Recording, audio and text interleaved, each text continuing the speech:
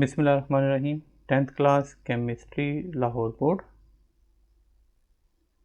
आज हम स्टार्ट करेंगे अपना chapter number 17 reaction kinetics. Reaction kinetics जिसे कहते हैं रेट ऑफ रिएक्शन। ठीक है, हर रिएक्शन अपने एक रेट होता है, अपनी एक स्पीड होती है जिससे वो रिएक्ट करता है। सो रेट ऑफ रिएक्शन क्या है? ये वो स्पीड है जिसके ऊपर रिएक्शन हो रहा होता है। और केमिकल रिएक्शन जो है वो उसी सूरत में यूज़फुल होते हैं जब वो एक रीज़नेबल रेट के साथ केमिकल रिएक्शंस हो रहे हों। अगर तो केमिकल रिएक्शंस बहुत तेज़ी से हो रहे हैं तो फिर भी उनको कंट्रोल करना मुश्किल हो जाता होता है। और अगर कोई केमिकल रिएक्शन जो है बहुत स्लो हो रहे हों तो उसमें भी फिर हमें जो है ना उस रिएक्शन को तेज़ होना चाहिए, एक मॉडरेट जो है ना वो पे होना चाहिए। अगर बहुत ज़्यादा स्लो होंगे तो प्रोडक्ट्स हासिल करने में हमें बहुत ज़्यादा टाइम लगता है। तो लिहाजा इसमें क्या हो जाएगा, रिएक्शन काइनेटिक्स वाले चैप्टर में हम पढ़ेंगे कि केमिकल रिएक्शंस, उनकी स्पीड और वो जो फैक्टर्स जो उनको गवर्न कर रहे होते हैं, कंट्रोल कर रहे होते हैं रिएक्शंस को, वो सारा टॉपिक हम आज रिएक्शन काइनेटिक्स में पढ़ेंगे। फर्स्ट वन देखें, collision theory of reaction rate.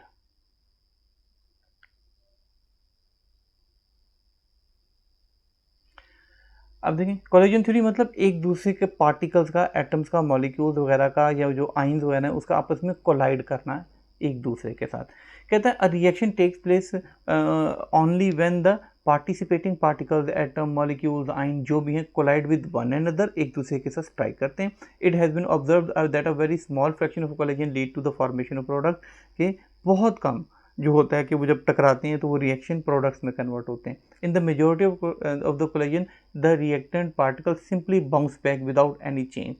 तो जब अगर ऑन द होल देखा जाए तो बहुत ज़्यादा पार्टिकल्स आके टकराते हैं और उसमें से कुछ जो है वो रिएक्शन टेक प्लेस होता है, बाकियों में वो बाउंस बैक हो जाते हैं और कोई चेंज नहीं करते। अब जो रेट ऑफ रिएक्शन है ये डिपेंड कर रहा होता है इफ़ेक्टिव कोलिजन्स के ऊपर कि कितनी कोलिजन्स इफ़ेक्टिव हैं। फॉर एग्जांपल कोई भी केमिकल रिएक्शन है जिसमें से 1 मिलियन जो है वो एटम्स जा रहे हैं और वो जाके स्ट्राइक कर रहे हैं। अब 1 मिलियन में से देखें कि वो 100 जो है वो रिएक्शन को टेक प्लेस करते हैं, 200 को करते हैं, 300 को करते हैं और बाकी सारे बाउंस बैक हो जाते हैं। तो ये सारा जो है वो डिपेंड कर रहा होता है कि कितने नंबर जो है ना वो पार्टिकल्स के जो है वो कोलिजन को रिएक्शन में बदल रहे होते हैं। अब इन चीज़ों पे जिन फैक्टर्स जिन पे डिपेंड करता है, number of particles per unit volume. ठीक है, कि यूनिट वॉल्यूम मतलब 1 centimetre cube, 1 decimetre cube, 1 millimetre cube, कोई भी यूनिट वॉल्यूम का जो यूनिट है, ठीक है, उसके अंदर पार्टिकल्स कितने हैं। अब जितने ज़्यादा पार्टिकल्स होंगे, ठीक है, तो उसमें ज़्यादा पॉसिबिलिटीज़ हैं कि वो इफेक्टिव कोलिजन ज़्यादा करेंगे। ज़ाहिर सी बात है, पार्टिकल ज़्यादा है वो ज़्यादा जाके टकराएंगे। तो अगर जो है वो पहले 1 मिलियन थे और अगर वो 10 मिलियन पार्टिकल्स हो गए तो ऐसी सूरत में वो इफेक्टिव कोलिजन्स के जो प्रोबेबिलिटी है, जो चांसेस हैं, वो ज़्यादा बढ़ जाएंगे। So number of particles per unit volume बढ़ने से पॉसिबिलिटी बढ़ जाती है इफेक्टिव कोलिजन्स की। या दूसरे अल्फाज हम यूँ कह सकते हैं कि जितनी कंसनट्रेशन रिएक्टेंट्स की ज़्यादा होगी और जितने मॉलिक्यूल्स ज़्यादा होंगे तो ज़्यादा चांसेस होंगे कि उनके दरमियान में कोलिजन ज़्यादा हो और वो ज़्यादा प्रोडक्ट्स में चेंज हो और ज़्यादा केमिकल रिएक्शन हो और तेज़ हो जाए। फ्रीक्वेंसी ऑफ कोलिजन, अब कहते ग्रेटर नंबर ऑफ कोलिजन्स पर second will also result in increase the number of effective collisions. के एक बार जो है वो नंबर ऑफ कोलिजन्स जब एटम्स जाके रिएक्टेंट्स के प्रोडक्ट्स के साथ जो है वो रिएक्टेंट्स के एटम जो है वो आपस में जाके टकरा रहे हैं या रिएक्टेंट के मॉलिक्यूल्स आपस में जाके टकरा रहे हैं, तो ऐसी सूरत में जितनी वो ज़्यादा बार टकराएंगे, जितनी उनकी फ्रीक्वेंसी ज़्यादा होगी, उतनी ही ज़्यादा जो है वो इफ़ेक्टिव कोलिजन होंगी। अगर वो 10 बार टकराते हैं, 20 बार टकराते हैं, 50 बार टकराते हैं, तो जितनी ज़्यादा बार टकराएंगे इफ़ेक्टिव कोलिजन्स उतनी ही ज़्यादा होंगी और जो रिएक्शन है उसके होने के चांसेस उतने ही ज़्यादा होंगे।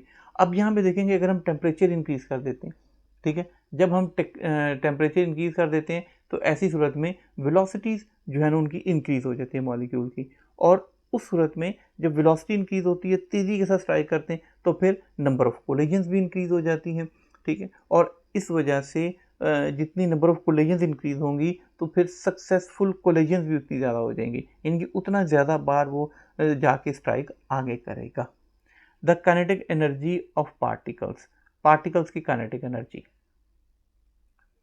अब जितनी ज़्यादा पार्टिकल एनर्जी होगी काइनेटिक एनर्जी की, अब देखिए कहते हैं the kinetic theory of particle says that all matter is composed of returning constant moving particles. Their motion is due to the kinetic energy they possess. As the temperature increases, the kinetic energy of the particle also increases. As a result, the particles start moving fast, leading to more vigorous motion. The fast motion particles will have more chances to collide with each other. एक दूसरे के साथ उसके टकराने के या collide करने के चांसेस जो हैं वो उतने ही ज़्यादा होंगे। एक्टिवेशन एनर्जी, एक्टिवेशन एनर्जी आप अपने हिसाब से कह लें एक स्टार्टिंग एनर्जी, ठीक है, कि किसी भी केमिकल रिएक्शन को स्टार्ट करने के लिए जो एनर्जी चाहिए होती है वो एक्टिवेशन एनर्जी कहलाती है। कहते हैं according to collision theory the colliding particles will lead to effective collision only when they possess sufficient energy to break the bonds. ठीक है, उनके कोलिजन थ्योरी के मुताबिक क्या है कि उनको जो है वो सफिशिएंट काफ़ी एनर्जी चाहिए होगी कि वो उनके दरमियान बॉन्ड्स को ब्रेक करें, रिएक्टेंट्स के मॉलिक्यूल्स को। So the minimum energy required to start a chemical reaction is called activation energy, कि वो कम से कम मिकदार एनर्जी की जो किसी केमिकल रिएक्शन को स्टार्ट करने के लिए ज़रूरी होती है वो एक्टिवेशन एनर्जी कहलाती है।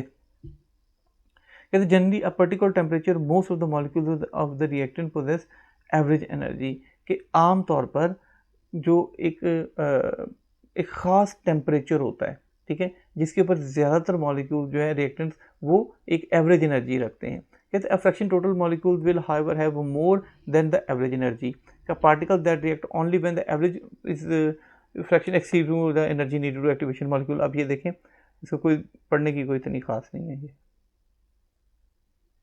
अब ये देखें, ये रिएक्टेंट्स है, ठीक है, ये रिएक्टेंट्स यहाँ से ये है हाई स्टेट ऑफ एनर्जी, ये आपकी एक्टिवेशन एनर्जी है, ठीक है, ये एक्टिवेशन एनर्जी है।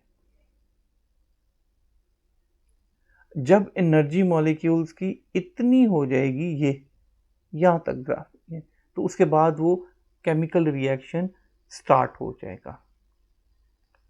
कहते हैं when the reactant particles come close to each other at the time of collision they slow down and kinetic energy they possess is converted to increase their potential energy। जब वो दोनों reactants और products एक दूसरे के वो reactants एक दूसरे के मॉलिक्यूल करीब आते हैं तो वो कंपैरेटिवली थोड़े से स्लो डाउन हो जाते होते हैं, जिससे उनकी काइनेटिक एनर्जी जो होती है वो थोड़ी सी चेंज होकर कन्वर्ट हो जाती है पोटेंशियल एनर्जी में, ठीक है, और उसके बाद वो कन्वर्जन ऑफ एनर्जीज और जो मिनिमम एनर्जी हमें चाहिए होगी किसी भी केमिकल रिएक्शन को स्टार्ट करने के लिए वो एक्टिवेशन एनर्जी कहलाती है।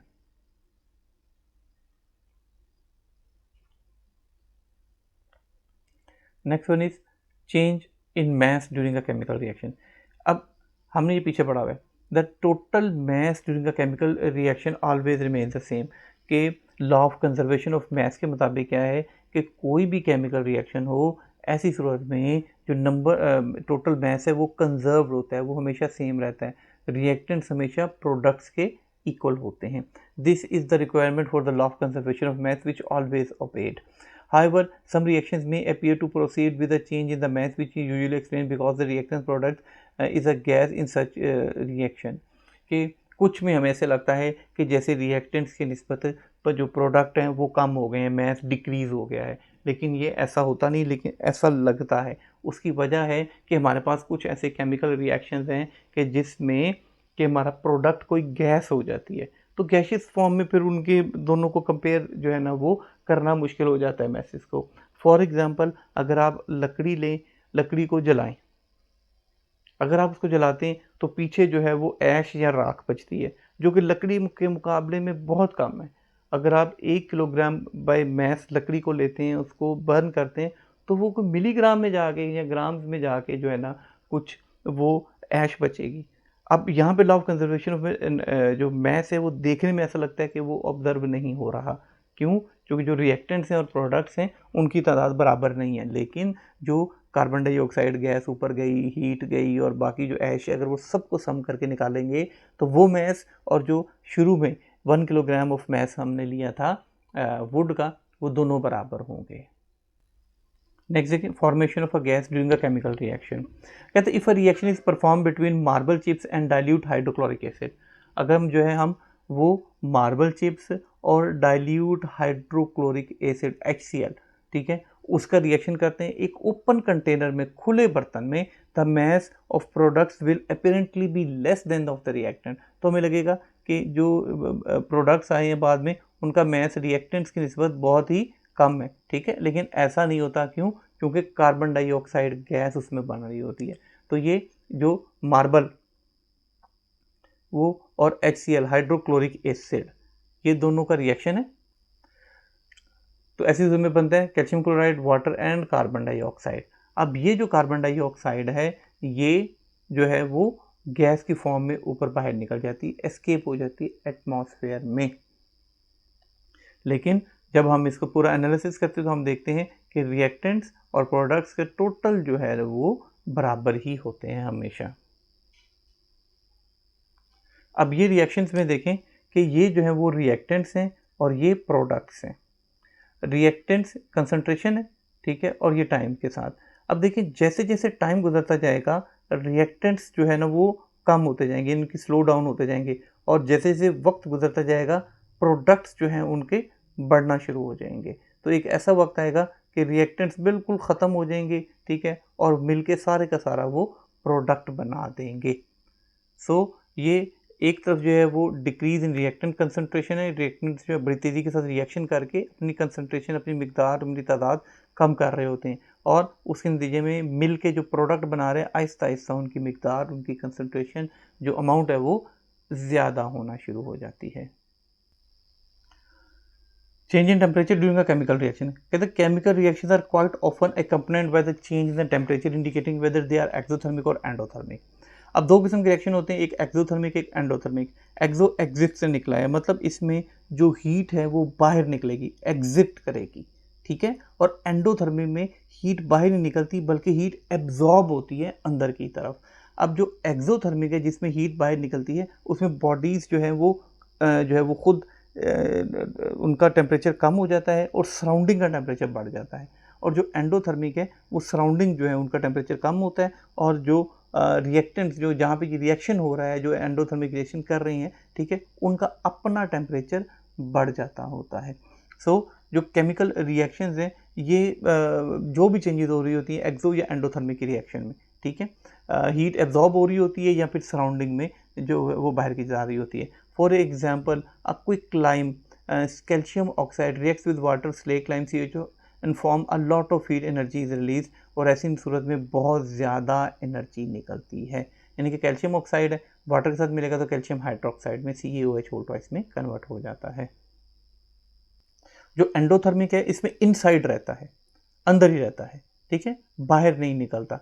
कहते हैं endothermic reaction heat energy is absorbed causing the surrounding to cool down. जैसे मैंने पहले बताया कि बाहर सराउंडिंग इर्द गिर्द का जो टेम्परेचर है वो कम हो जाएगा, उसका अपना टेम्परेचर बढ़ जाता है। For example when ammonium chloride और ammonium nitrate is dissolve in water, ammonium chloride या फिर अमोनियम नाइट्रेट को पानी में हल किया जाता है तो heat energy is absorb causing the container to cool down. तो उनका जो एनर्जी एब्जॉर्ब हो जाती है और कंटेनर जो है वो कूल डाउन हो जाता है। Increasing the temperature of the reaction increase the it's rate, कि जैसे ही टेम्परेचर इंक्रीज़ करेंगे तो हमारे पास काइनेटिक थ्योरी के मुताबिक क्या है कि टेम्परेचर इंक्रीज़ करने से उनकी जो काइनेटिक एनर्जी है वो इंक्रीज़ हो जाती है, और जब काइनेटिक एनर्जी इंक्रीज़ हो जाएगी तो नंबर ऑफ कोलिजन्स पर सेकंड भी बढ़ जाएगा। जब नंबर ऑफ कोलिजन्स पर सेकंड बढ़ जाएगा तो ऑटोमेटिकली तौर पर रेट ऑफ रिएक्शन भी चेंज हो जाएगा। Next, factor affecting rates of reaction. देखें कि कौन कौन से फैक्टर है जो कि जो रिएक्शन है उसके रेट के ऊपर एक्ट कर रहे होते हैं। Effect of concentration of reactants, ये चीज़ पहले भी हमने थोड़ी सी पढ़ ली है कि जैसे जैसे जो भी रिएक्टेंट्स की अगर कंसंट्रेशन ज़्यादा होती है तो रेट ऑफ रिएक्शन जो फॉरवर्ड रिएक्शन है वो तेज़ हो जाता होता है, और अगर कंसंट्रेशन कम होती है तो ऐसी सूरत में rate of reaction slow down हो जाता होता है। जैसा कि क्योंकि पीछे भी हमने ये पढ़ा है कि जब कंसंट्रेशन ज़्यादा होगी तो फिर जो नंबर ऑफ एटम मॉलिक्यूल या आइंस पर यूनिट वॉल्यूम है वो भी ज़्यादा हो जाएंगे। जब वो ज़्यादा होंगे तो फिर चांसेस ऑफ कोलिजन ज़्यादा हो जाएंगी। जब चांसेस ऑफ कोलिजन ज़्यादा हो जाएंगी तो ऐसी सूरत में रेट ऑफ रिएक्शन भी जो है वो तेज़ हो जाएगा। In order to for the reactions occur, the reactant must come in contact with each other. For this reason, the reactions are most carried out in the one phase. For example, in liquid solution or in the gas phase, when the reactants are present in the same phase, their particles are able to meet molecules the level, thus they are able to collide with each other easily. अगर दोनों एक जैसे हैं तो फिर ज़्यादा आसानी से मिलेंगे. The higher the number of particles of the reactants per unit volume, higher will be the chances of effective collisions. ठीक है, जितनी रिएक्टेंट मिकदार ज़्यादा होगी उतनी ही ज़्यादा मिकदार जो है वो कंसंट्रेशन रिएक्टेंट्स की ज़्यादा है, तो फिर ऐसे में रेट ऑफ रिएक्शन भी तेज़ होगा.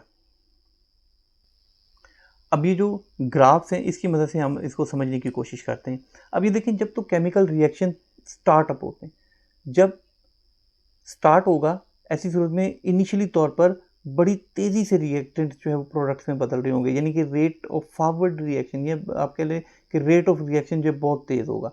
आहिस्ता आहिस्ता स्लो डाउन होता है, ये कर्व देखें, और उसके बाद जाके ये बिल्कुल आगे जाके रुक जाएगा. फिर ये एक ही स्पीड के साथ आगे जो है ना वो उसी सूरत में रहेगा, रुका रहेगा, यानी कि सारे के सारे रिएक्टेंट्स प्रोडक्ट्स में तब्दील हो चुके हैं. तो इनिशियली तौर पर टाइम गुजरने के साथ साथ ये स्लाइड देखिए कितनी तेज़ी से कर्व आ रहा है, बड़ी तेज़ी से बढ़ रहे हैं, लेकिन फिर एक यहाँ पर आकर कुछ नहीं बन रहा, मतलब कि ख़त्म हो गया है, वहाँ पे रिएक्शन स्टॉप हो गया है.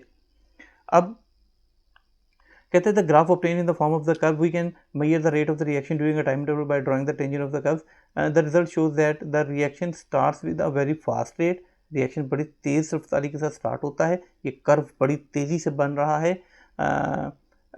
concentration hydrocollosis decrease after while the reaction stops by the hydrocollosis has been utilized. अब ये इसके बाद जितने रिएक्टेंट्स हैं वो यूटिलाइज हो गए तो रिएक्शन रुक गया है.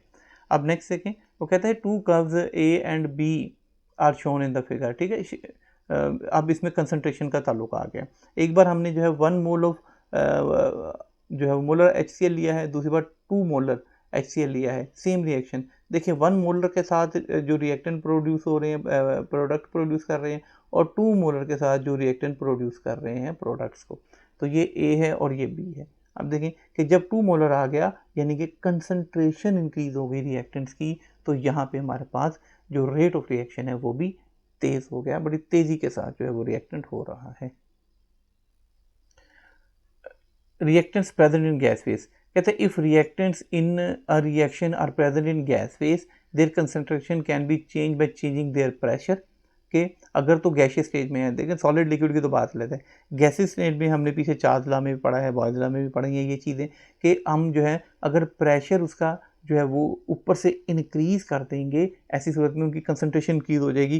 कंसंट्रेशन चूँकि मॉलिक्यूल्स या फिर नंबर ऑफ एटम्स या फिर आयन पर यूनिट जो है ना वो वॉल्यूम है, तो यूनिट जब उसका वॉल्यूम ही कम हो जाएगा तो वो वहाँ पे नंबर ऑफ मॉलिक्यूल जो है कंपैरेटिवली ज़्यादा हो जाएंगे प्रेशर इंक्रीज होने से. ऐसे में रेट ऑफ रिएक्शन भी जो है ना वो कुछ तेज़ हो जाएगा.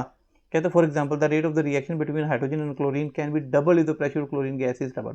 अगर आप क्लोरीन और हाइड्रोजन और क्लोरीन का रिएक्शन कराएं तो रिएक्शन हो रहा है, अगर आप क्लोरीन के ऊपर प्रेशर डबल कर देते हैं, पहले 1 एटमॉस्फेयर था, आप 2 ATM कर देते हैं, प्रेशर इंक्रीज कर दिया, तो उनका रेट ऑफ रिएक्शन भी क्लोरीन का डबल हो जाएगा, क्योंकि वो मॉलिक्यूल एक दूसरे के करीब करीब आ जाएंगे, कोलिजन के जो इफेक्टिव कोलिजन है उसके चांसेस भी बढ़ जाएंगे.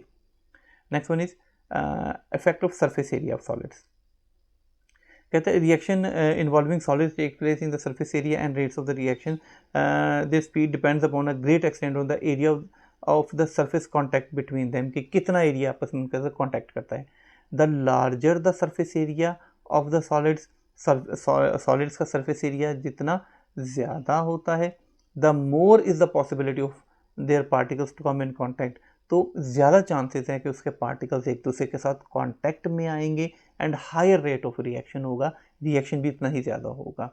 फाइनली डिवाइड्स सॉलिड्स, और आखिरकार वो सॉलिड्स को छोटे छोटे हिस्सों में डिवाइड कर देंगे, सरफेस एरिया ज़्यादा मौजूद हो जाएगा और ज़्यादा रैपिडली जो है ना वो करेंगे do large PCs of same substances. For example aluminium foil reacts slowly with warm sodium hydroxide but finally divided state it reacts rapidly. ठीक है, जब वो वैसे फॉइल स्टेट में होगा तो कम होगा, लेकिन अगर उसको छोटे छोटे डिवाइड कर देंगे, पार्टिकल छोटे कर देंगे, तो रेट ऑफ रिएक्शन भी उनका तेज हो जाएगा। इफेक्ट ऑफ टेम्परेचर इंक्रीज करने से भी रेट ऑफ रिएक्शन इंक्रीज हो जाता है। मिसाल के तौर पर नाइट्रोजन हाइड्रोजन मिलकर अमोनिया बना रहे होते हैं, N2+H2 2NH3 होता है, और शुरू में तो ये वैसे रिएक्शन इतना होता नहीं, लेकिन अगर हम उसको हीट करते हैं तो फिर स्लोली स्लोली रिएक्शन बढ़ता जाता है। इसी तरीके से अगर हम टेम्परेचर बहुत ज़्यादा बढ़ा देंगे तो ऐसी सूरत में उनके जो पार्टिकल्स हैं उनकी काइनेटिक एनर्जी बढ़ जाएगी। जब उनकी काइनेटिक एनर्जी बढ़ जाएगी तो फिर ऐसी सूरत में जो पॉसिबिलिटी है इफ़ेक्टिव कोलिजन्स की वो भी बढ़ जाएगी। जब इफ़ेक्टिव कोलिजन्स की पॉसिबिलिटी बढ़ गई तो उस सूरत में जो है वो फिर रेट ऑफ जो रिएक्शन है वो भी तेज हो जाएगा। ठीक है, in everyday observation the rate of chemical reaction increases with increase in temperature. ठीक है, टेम्परेचर बढ़ाने से क्या the food cooks faster at higher temperature than at the lower temperature, rate of reaction तेज हो गया। Similarly oxidation of iron is very slow at room temperature but proceeds very fast at high temperature. ठीक है, वो भी बड़ी तेजी के साथ तेज हो जाती है। अब जैसे जैसे टेम्परेचर बढ़ता जाएगा रेट ऑफ रिएक्शन भी तेज होता जाएगा। Next one is effect of catalyst. Catalyst क्या होते हैं? कैटलिस्ट बाय डेफिनेशन ही समझ आ जाती है कि कैटलिस्ट क्या है। कैटलिस्ट कहते हैं ऐसे सब्सटेंसेस होते हैं जो कि किसी भी केमिकल रिएक्शन में खुद तो हिस्सा नहीं लेते, ठीक है, खुद कोई कंज्यूम नहीं होते, लेकिन उस केमिकल रिएक्शन को स्पीड अप कर देते हैं। तो जब स्पीड अप कर देते हैं तो मतलब ये हो गया कि जब हमने कोई कैटलिस्ट उसके अंदर डाल दिया तो रेट ऑफ रिएक्शन तेज हो जाना है। सो इफेक्ट ऑफ कैटलिस्ट क्या है? बाय इंक्रीजिंग या by adding catalyst in a chemical reaction, it increases the rate of reaction. ठीक है, a catalyst is a substance which alters the rate of the reaction but is not consumed during the course of the reaction. Its role is to alter the way of the reaction takes place by substantially lowering the activation energy. वो activation energy हो उसको start करने के लिए चाहिए होती है, उसको बहुत कम कर देते हैं ताकि थोड़ी सी एनर्जी के ऊपर केमिकल रिएक्शन स्टार्ट हो जाए। When the activation energy is lowered, more and more particles of the reactants will start performing at a high energy state and the rate of the reaction will increase. ऐसे में rate of reaction increase हो जाएगा। कहते हैं for example, platinum atom serve as a catalyst during addition of hydrogen in ethene. ठीक है, जिसको hydrogenation कहते हैं, हाइड्रोजन का ऐड हो जाना वनस्पति घी वगैरह में जो रिएक्शंस होते हैं उससे के उसमें जो है ना वो आप जो है ना वो प्लेटिनियम मेटल अगर हम उसमें ऐड कर दें, both hydrogen and ethene are known to be absorb on the surface of platinum metal and bond present in them get weakened. ठीक है, दोनों जो है उसके ऊपर इकट्ठे होना शुरू हो जाएंगे और उनके आपस में बॉन्ड वीक हो जाएंगे और वो फौरन एक दूसरे के साथ रिएक्शन कर देंगे। अब ये कैटलिस्ट है। अब जब रिएक्शन खत्म होगा इसको प्लेटिनियम को एज इट इज़ बाहर निकाल लिया जाएगा और बाकी जो बच जाएगा वो हाइड्रोजिनेशन का प्रोसीजर, इथीन और हाइड्रोजन आपस में रिएक्शन कर चुके होंगे। Enzyme the catalyst. Enzyme as a catalyst, enzyme जो है ये बेसिकली आप कह दें कि बायो कैटलिस्ट होते हैं, बायो लिविंग ऑर्गेनिजम्स के अंदर होते हैं। अब ये जो है वो हमारी बॉडी के लिए बहुत ज़रूरी होते हैं। ठीक है, ये बेसिकली प्रोटीन्स होते हैं जो कि स्पीड अप कर देते हैं केमिकल रिएक्शंस को जो हमारी बॉडी में हो रहे होते हैं। अब इसकी एग्जांपल कि हम खाना खाते हैं, खाना डाइजेस्ट हो जाता है। ठीक है, हम दिन में 3 बार खा लेते हैं, 4 बार भी खा सकते हैं, लेकिन कुछ ऐसे जानदार हैं जो एक बार खा लें तो वो 6 महीने भी उनको ना खाएं, वो 1 साल तक भी खाए बगैर ज़िंदा रह सकते हैं। उसकी वजह कि उनके अंदर जो एंजाइम्स जो जैसे कैटलिस्ट होते हैं वो यहाँ तो नहीं होते, जिस वजह से उनका डाइजेशन का प्रोसीजर बहुत स्लो डाउन हो जाता है और वो एक बार खाने के बाद कई महीनों बल्कि साल तक भी उसको ज़रूरत नहीं पड़ती, वो आहिस्ता आहिस्ता डाइजेस्ट होता रहता है उनकी बॉडी के अंदर। तो जितना किसी का जो है ना वो ये स्ट्रॉन्ग होगा, कैटलिस्ट इनके अंदर बायो कैटलिस्ट ज़्यादा होंगे, हेल्पफुल होंगे, उतनी जल्दी वो चीज़ें जो है वो डाइजेस्ट होना शुरू हो जाएंगी। They react with the reactant molecule using the active sites present in them. Once bound with the reactant molecules, particular bond in the reactant molecule are sufficiently weakened.